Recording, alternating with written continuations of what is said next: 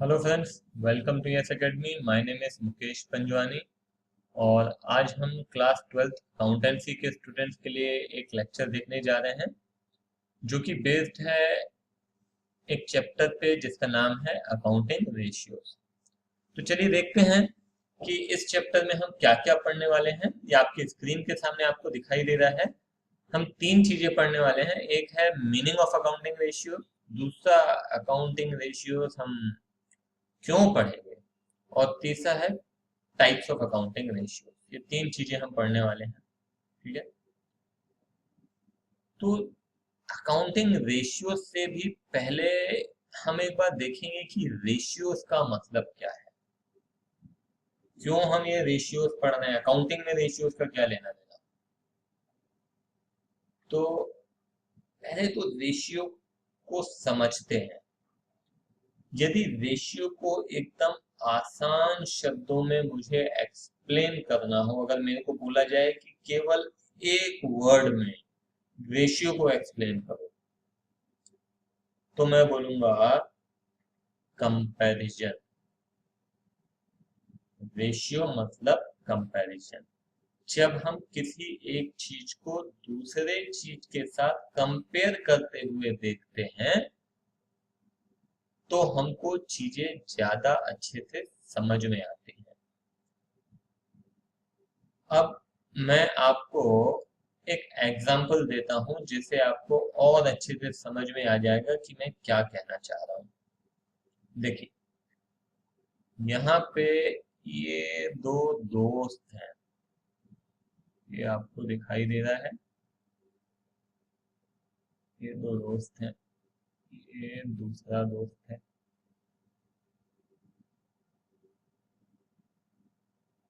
इसका नाम है मैंगो और इसका नाम है ऑरेंज। ठीक है, ये मिस्टर मैंगो है और ये मिस्टर ऑरेंज है। ये दोनों डॉक्टर के पास जाते हैं हेल्थ चेकअप कराने के लिए। डॉक्टर के पास पहुंचते हैं तो डॉक्टर इनका ब्लड प्रेशर, हाइट, वेट वगैरह वगैरह चीजें देखते हैं। और सब देखने के बाद ये जो मिस्टर मैंगो है, जिनका वजन है 70 किलो, इनको बोलते हैं डॉक्टर कि आपका वेट ज्यादा है। तो मिस्टर मैंगो चौंक जाते हैं, बोलते हैं डॉक्टर आप जरूर गलत फहमी में हैं। आपने मेरे दोस्त का वजन नहीं देखा, मेरे दोस्त का वजन है 90 kg। तो डॉक्टर ने कहा कि भाई आपका जो दोस्त है मिस्टर ऑरेंज, उसका वेट एकदम सही है, मिस्टर मैंगो का वेट ज्यादा है। तो मिस्टर मैंगो बोला डॉक्टर ऐसे कैसे पॉसिबल है, आप 70 किलो को बोल रहे हैं ज्यादा है और 90 किलो को बोल रहे हैं ठीक है। तो डॉक्टर ने कहा कि आप यदि केवल और केवल वेट देखेंगे तो डेफिनेटली आपको लगेगा कि 90 kg ज्यादा है, मगर हम यहाँ केवल और केवल वेट नहीं देखते हैं, वेट देखते हैं in the comparison of height. आपकी जो हाइट है वो है 5 फीट, तो 5 फुट के हिसाब से आपका जो वेट है वो ज्यादा है। आपके जो दोस्त हैं उनकी हाइट है 6 फुट, तो 6 फुट के हिसाब से इनकी जो हाइट है, इनका जो वेट है वो क्या है, बिल्कुल सही है। तो जब यदि हम केवल और केवल वेट देखते हैं तो हमको लगता है कि 90 kg इज मोर, मगर यहाँ पे जब हमने हाइट के कंपैरिजन में देखा तो हमको ज्यादा अच्छे से समझ में आया। तो रेशियो हमारी इसी तरीके से मदद करता है, कंपैरिजन करते हुए देखने में हमारी मदद करता है। बात समझ में आई आपको? वैसे ही अब आते हैं अपन कि अकाउंटिंग रेशियोज क्या है। ठीक है, और अकाउंटिंग रेशियोज हमारी किस तरह से मदद करेंगे।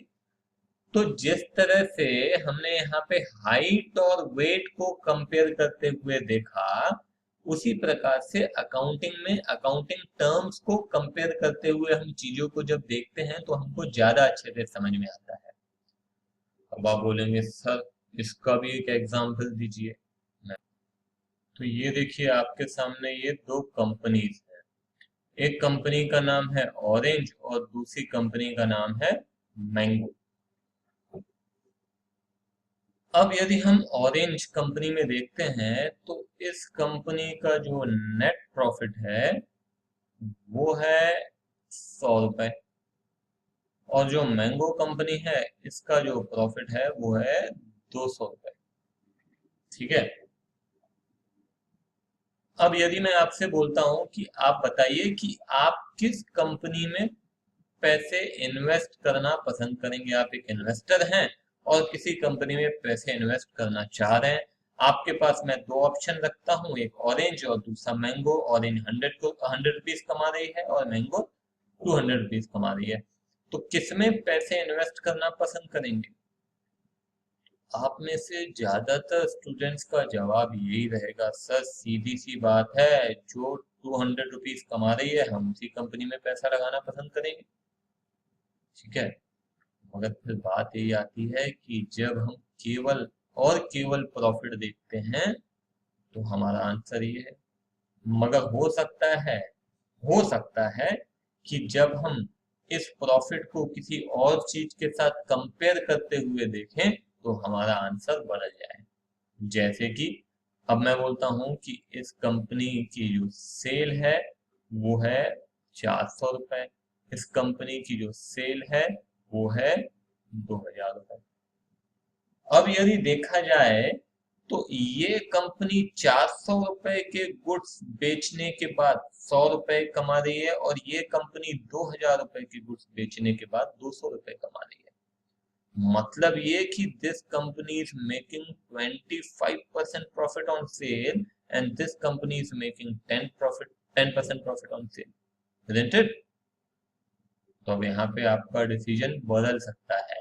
क्यों? क्योंकि इस कंपनी का जो प्रॉफिट मार्जिन है वो ज्यादा अच्छा है, इस कंपनी का प्रॉफिट मार्जिन क्या है? कम है। ये मैंने केवल एक चीज को दूसरी चीज के साथ कंपेयर किया। तो इसी तरीके से बहुत सारे अकाउंटिंग टर्म्स रहते हैं जिनको हम एक दूसरी चीजों के साथ कंपेयर करते हुए देखते हैं, तो उससे हम प्रॉपर वे में एनालाइज कर पाते हैं। जो मैनेजमेंट है वो प्रॉपर डिसीजंस ले पाता है, इन्वेस्टर प्रॉपर डिसीजंस ले पाता है कि मुझे इस कंपनी में इन्वेस्ट करना है या फिर नहीं करना है। तो गेटिंग माय पॉइंट कि अकाउंटिंग रेशियोज का क्या यूज है। What it. तो चलिए देखते हैं, आगे बढ़ते हैं। तो इन अकाउंटिंग रेशियोज में सबसे पहले हम क्या देखने वाले हैं, तो चलिए देखते हैं। इसमें सबसे पहली चीज जो हम आज देखने वाले हैं वो है करंट रेशियो। अब करंट रेशियो का मतलब क्या होता है? करंट रेशियो का मतलब होता है when you are comparing the your current assets with your current liabilities। जब हम करंट एसेट्स का करंट लायबिलिटी के साथ कंपैरिजन करते हैं उसको हम बोलते हैं करंट रेशियो। जैसा कि मैंने आपको बताया, रेशियो मतलब कंपैरिजन। तो करंट रेशियो में भी हम क्या कर रहे हैं? कंपैरिजन कर रहे हैं। किसका? किसके साथ? तो करंट एसेट्स का करंट लायबिलिटी के साथ कंपैरिजन कर रहे हैं, उसको हम बोल रहे हैं करंट रेशियो। ठीक है। तो यहाँ पे फॉर्मूला है current assets upon current liabilities. Current asset और करंट लायबिलिटीज का आपस में कंपैरिजन। क्यों कर रहे हैं करंट एसेट्स और करंट लायबिलिटीज का कंपैरिजन? अगेन हमें एनालिसिस करने में मदद मिलती है। यदि किसी कंपनी की करंट लायबिलिटीज और करंट एसेट्स में बहुत ज्यादा डिफरेंस नहीं है, करंट एसेट भी उतना है, करंट लायबिलिटी भी उतना है, तो माना जाता है कि उसमें सेफ्टी मार्जिन कम है। ठीक है। अगर करंट एसेट बहुत ज्यादा है करंट लायबिलिटी से तो वहां भी समझ में आता है कि कंपनी प्रॉपर अपने एसेट्स को मैनेज नहीं कर रही है। ठीक है। तो यहाँ पे माना गया है कि जो करंट एसेट और करंट लायबिलिटीज का जो रेशियो है that should be 2:1। That means your current asset should be twice of your current liabilities. तो ये सेटिस्फैक्टरी माना गया है। थोड़ा ज्यादा थोड़ा कम तो चलेगा, 2:1 की बजाय 2.5 हो तो भी चलेगा, 1.75 हो तो भी चलेगा, ठीक है। मगर जो आइडियल रेशियो माना गया है वो माना गया है 2:1। तो करंट लायबिलिटी से करंट एसेट कितना होना चाहिए, 2 टाइम्स होना चाहिए। अगर 2 टाइम्स है तो वो सेटिस्फैक्टरी है। बहुत ज्यादा है, 4:1 है तो उसको सेटिस्फैक्टरी नहीं माना गया है। 1:1 है तो भी सेटिस्फैक्टरी नहीं माना गया है। मैं आपको एक एग्जांपल देता हूँ। मान लीजिए हमारी करंट लायबिलिटी 50,000 है, करंट एसेट कितना है, 1 लाख। तो ये क्या है, सेटिस्फैक्टरी है। अगर करंट लायबिलिटी 50,000 है और करंट एसेट 2 लाख है तो ये सेटिस्फैक्टरी नहीं माना गया है। गॉट इट, क्लियर है ये चीज, ठीक है। तो यहाँ पे एग्जाम में आपसे पूछा जा सकता है करंट रेशियो कैलकुलेट करके बताओ। तो करंट रेशियो कैलकुलेट करने के लिए पहले तो आपको मालूम होना चाहिए कि करंट एसेट का मतलब क्या होता है। तो यहाँ पे सबसे पहले हम देखेंगे what is the meaning of current assets. तो चलिए देखते हैं करंट एसेट्स का मतलब क्या है। तो करंट एसेट्स में क्या क्या आता है, सबसे पहले हम देखते हैं cash and cash equivalent. Cash तो आप सब जानते हैं, कैश क्या होता है। कैश इक्विवेलेंट का मतलब क्या होता है, कैश इक्विवेलेंट का मतलब होता है वो एसेट्स, वो करंट एसेट्स जिनका मैच्योरिटी पीरियड 3 महीने से कम है। Maturity period is less than 3 months. बात समझ में आई, क्या है, जिनका मैच्योरिटी पीरियड 3 महीने से कम। दूसरा क्या है, दूसरा है अदर करंट एसेट्स। अब अदर करंट एसेट में क्या आता है, आपके सीबीएसई का जो एक सर्कुलर आया था 2013 में, उसके अनुसार आपके हिसाब से, आपके चैप्टर के हिसाब से करंट एसेट्स में हम, अदर करंट एसेट्स में हम केवल 3 चीजें लेने वाले हैं। कौन कौन सी, एक है प्रीपेड, दूसरा है अक्रूड और तीसरा है एडवांस टैक्स। बस, इसके अलावा किसी भी और एसेट को आप करंट, अदर करंट एसेट में कंसिडर नहीं करेंगे। Prepaid, accrued and advance tax, ठीक है। तीसरा है short term loans and advances. Short term loans and advances, जो आपने किसी को लोन्स एंड एडवांसेस दे के रखे हैं, ठीक है। चौथा है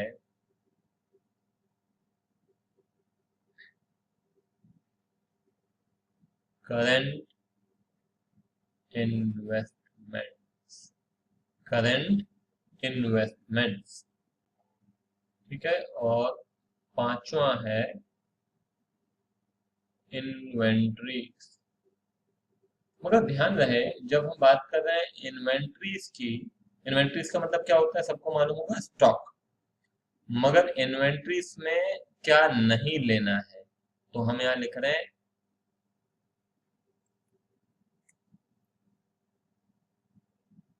excluding, excluding loose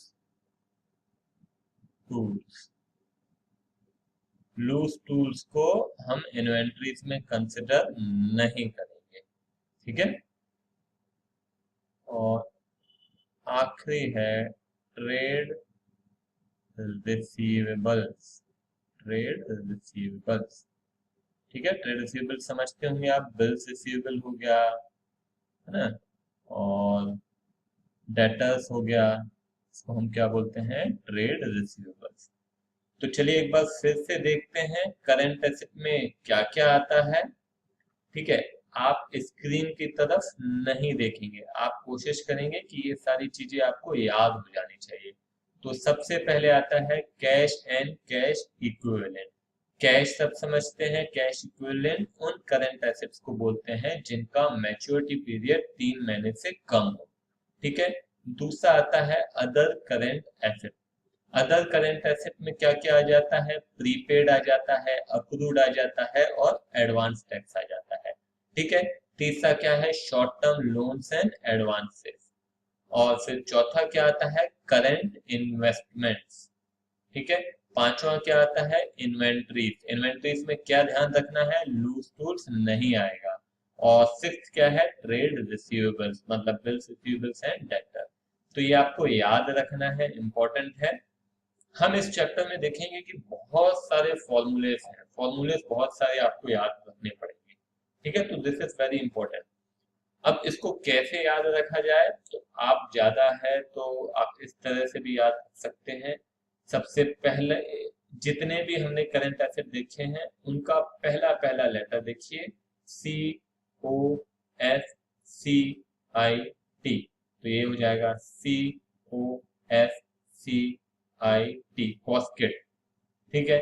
C stand for, यहाँ पे ये हो गया cash and cash equivalent. O stand for other current asset. S stand for short term loans and advances. C stand for current investment. I stand for inventories and T stand for trade receivables. ठीक है। कॉस्केट अगर आपने याद कर लिया तो ये कॉस्केट मतलब क्या है? आपके करंट एसेट्स हैं।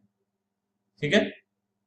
एक बार आप से भी ट्राई कीजिए, एक दो बार अगर देखेंगे, नया नया चैप्टर है, हो सकता है कि शुरू में दिक्कत जाएगी मगर ये आपको फिर रट जाएगा। क्लियर है ये चीज बिल्कुल? ठीक है। तो ये हमने पहला पहला इक्वेशन देखा है करंट एसेट का। इन सबको जोड़ दें तो क्या आ जाएगा? आपका करंट एसेट आ जाएगा। ठीक है। तो this was the very first equation.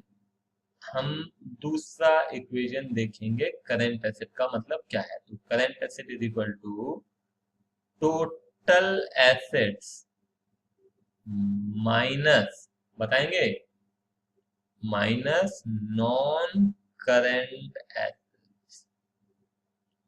तो टोटल एसेट्स में से क्या घटा दें? नॉन करंट एसेट को अलग कर दो तो क्या बचेगा? करंट एसेट बचेगा। Very simple. टोटल एसेट्स में से क्या घटा दिया? नॉन करंट एसेट घटा दिया, तो जो बचेगा that is your current asset. Is it clear? ठीक है। ये हो गया हमारे दो इक्वेशन हो गए। अब आते हैं हम तीसरे इक्वेशन पे। तीसरा इक्वेशन क्या है? तीसरा इक्वेशन है हमारा current assets is equal to working capital plus current liability. Working capital, ये डब्ल्यू का मतलब है वर्किंग कैपिटल और ये है करंट लायबिलिटी। इन दोनों को जोड़ दो तो क्या आ जाएगा? करंट लायबिलिटी आ जाएगी।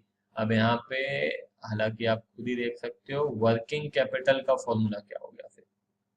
Working capital is equal to current asset में से करंट लायबिलिटी घटा दें। इस इक्वेशन में से आप बना सकते हो वर्किंग कैपिटल का इक्वेशन। तो current working capital is equal to current assets minus current liability. Got it? Clear है? समझ में आया? पक्का? चलो बहुत अच्छी बात है। तो ये तीन इक्वेशंस हैं। सबसे पहला current asset is equal to what? Current asset is equal to cash and cash equivalent plus other current asset plus short term loans and advances plus current investment plus inventories plus trade receivables. ये आपका पहला equation है। दूसरा equation क्या है? Current asset is equal to total asset minus non current asset. तीसरा equation क्या है? तीसरा इक्वेशन है, बताइए, तीसरा इक्वेशन है working capital plus current liability, that is your current asset. Clear है अच्छे से? चलो बहुत बढ़िया, आगे बढ़ते हैं अपन।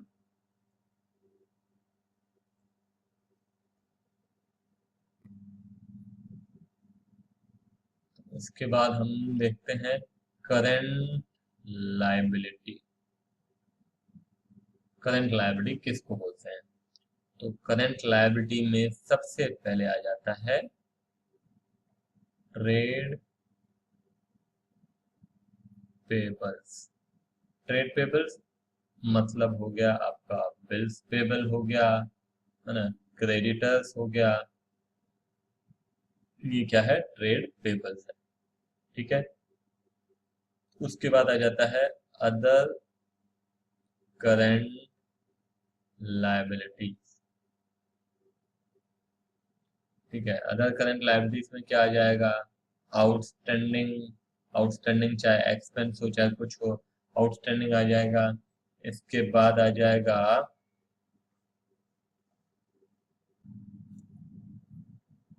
इंटरेस्ट अक्रूड, है ना, बट नॉट पेड। इंटरेस्ट जो हमें देना बाकी है ना। Unclaimed dividend. ठीक है, इस तरह की चीजें आएंगी आपकी करंट लायबिलिटी में। और तीसरा क्या है, तीसरा है शॉर्ट टर्म प्रोविजंस। ठीक है, और चौथा क्या है, चौथा है शॉर्ट टर्म बोरोइंग्स। ठीक है, चार चीजें आएंगी, कौन कौन सी, पहला ट्रेड पेबल, दूसरा अदर करंट लायबिलिटी, तीसरा शॉर्ट टर्म प्रोविजन और चौथा शॉर्ट टर्म बोरोइंग्स। अगेन इसको भी इन चारों का पहला पहला लेटर अगर आप देख लें तो आपको याद हो जाएगा, TOSS, toss. T stands for trade payable, O stands for other current liability, S stands for short term provision, and again S stands for short term borrowings. Is it clear? पक्का? इन तीनों को सम कर देंगे तो क्या आ जाएगा, आपका करंट लायबिलिटी आ जाएगा। दूसरा इसका जो इक्वेशन है वो क्या होगा, दूसरा इक्वेशन आप खुद ही बता सकते हैं, total liabilities minus non current liabilities. ठीक है, total liabilities minus non current liability क्या हो जाएगा, करंट लायबिलिटी हो जाएगा, सिंपल है। और चलिए देखते हैं तीसरा। तीसरा, अभी वर्किंग कैपिटल आपने देखा था, याद है, वर्किंग कैपिटल का फॉर्मूला क्या था, working capital is equal to current asset minus current liability. तो आप बता सकते हैं, बताइए, अब करंट लायबिलिटी का क्या हो जाएगा, तो इसी में से करंट लायबिलिटी अपन फाइंड कर सकते हैं। Current liability is equal to current asset minus working capital. Got it? Clear है, समझ में आया? एक बार फिर से आप मेरे को बताइए, पूरा का पूरा अभी क्या पढ़ा। सबसे पहले हमने क्या पढ़ा, current ratio. Current ratio is equal to what, current asset upon current liability. ठीक है, आइडियल कितना माना गया है, 2:1 आइडियल माना गया है। ध्यान रखिएगा, पॉसिबल है एग्जाम में ये पूछा जाता है, 1 मार्क का क्वेश्चन, कि करंट रेशियो कितना आइडियल माना गया है, तो दैट इज 2:1। ये सारी चीजें आपको ध्यान में रखनी है। उसके बाद करंट एसेट का मतलब क्या होता है और करंट लायबिलिटी का मतलब क्या होता है। तो करंट एसेट हमने देखा था, अगर आपको याद हो, हमने सारे करंट एसेट का पहला पहला लेटर हमने देखा था और वो था कॉस्केट। कॉस्केट, C stands for cash and cash equivalent. Cash मतलब मालूम है, कैश इक्विवेलेंट का मतलब क्या होता है, जिनका मैच्योरिटी 3 महीने से कम हो, जिन करंट एसेट का मैच्योरिटी 3 महीने से कम, वो हो गया हमारा कैश एंड कैश इक्विवेलेंट। दूसरा, दूसरा बताइए, other current asset. Other current asset में 3 चीजें केवल हमको ध्यान रखनी है, एक प्रीपेड, दूसरा अक्रूड और तीसरा एडवांस टैक्स। ठीक है, फिर आ जाइए एस। एस से क्या होगा, short term loans and advances. हमने जो short term loans and advances किसी को दे के रखे हैं। फिर चौथा क्या था, करंट इन्वेस्टमेंट। पांचवा क्या था, इन्वेंट्रीज। इन्वेंट्रीज में क्या एक्सक्लूड करना है, किसको नहीं लेना है, लूज टूल्स को हमें नहीं लेना है। और उसके बाद आखिरी क्या था, ट्रेड रिसीवेबल्स। ट्रेड रिसीवेबल्स का मतलब क्या होता है, डेट बिल्स रिसीवेबल, ये हो गया हमारा ट्रेड रिसीवेबल्स। तो वो था, इन सबको जोड़ दिया तो आ जाता है आपका करंट एसेट। करंट एसेट का दूसरा इक्वेशन, दूसरा इक्वेशन आप बताएंगे क्या है, दूसरा इक्वेशन है हमारा, बताइए, टोटल एसेट माइनस क्या, non current asset, that is your current asset. तीसरा क्या था, तीसरा था आपका working capital plus current liability. Clear है बिल्कुल अच्छे से, कोई दिक्कत? ठीक है, तो ये हमारे तीनों इक्वेशन हो गए करंट एसेट के। उसके बाद अपन देखते हैं करंट लायबिलिटी के तीनों इक्वेशन। तो करंट लायबिलिटी के तीन इक्वेशन, सबसे पहला, तो एक काम करते हैं, सब सारे करंट लायबिलिटीज का पहला लेटर लिया तो क्या वर्ड बना था? Toss. Toss, T stand for trade payables, O stand for other current liability, S stand for short term provision, again S stand for short term borrowings. Clear है? Toss. अब उसके बाद आ जाइए, दूसरी करंट लायबिलिटी का हमारा इक्वेशन क्या था? दूसरा हमारा इक्वेशन था total liabilities minus non current liabilities. ठीक है? और तीसरा क्या था बताइए? Current asset minus working capital. ठीक है? तो मेरे ख्याल से फिलहाल अभी के लिए इतना काफी है। इसको आप बहुत अच्छे से एक बार समझ लें, पढ़ लें, तो फिर हम सीधे क्वेश्चन स्टार्ट करेंगे। ठीक है? चलो, ओके।